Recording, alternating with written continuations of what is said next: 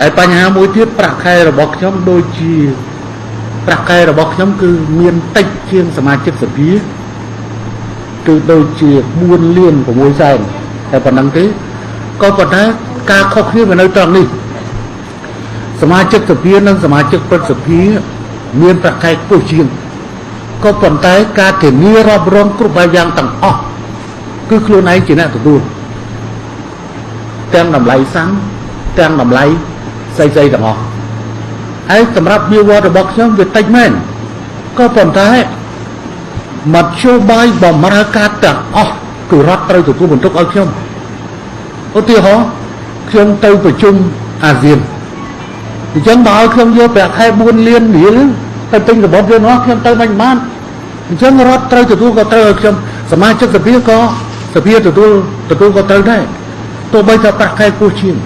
ក៏ប៉ុន្តែស្ថានភាពឧទាហរណ៍រថយន្តរបស់ខ្ញុំមិនអាចចេញទៅតែមួយគ្រឿងបានមួយគ្រឿងទេព្រោះបើសិនជា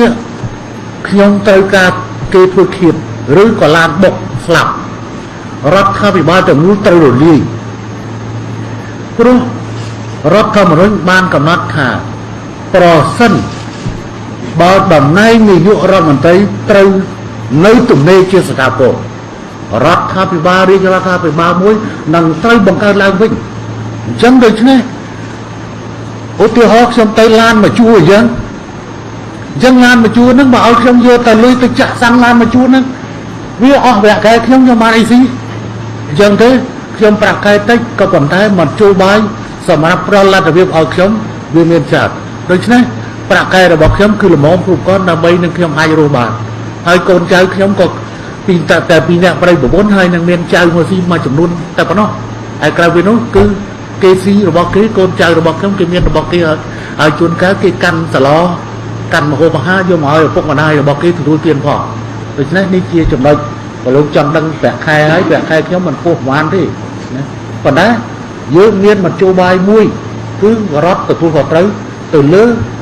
ការចំណាយរបស់ខ្ញុំក្នុងការធ្វើដំណើរក្នុងការការពារផ្នែកការពារស្អីហ្នឹងអាហ្នឹងគឺតាមអធិភាពចក្រឬក៏តាមយន្តហោះឬក៏តាមផ្លូវឡានសាំងហ្នឹងគឺរដ្ឋជាអ្នកចំណាយគឺមិនមែនខ្ញុំមិនអាចយកប្រាក់ខែហ្នឹងទៅចំណាយលើសាំងនោះបានទេ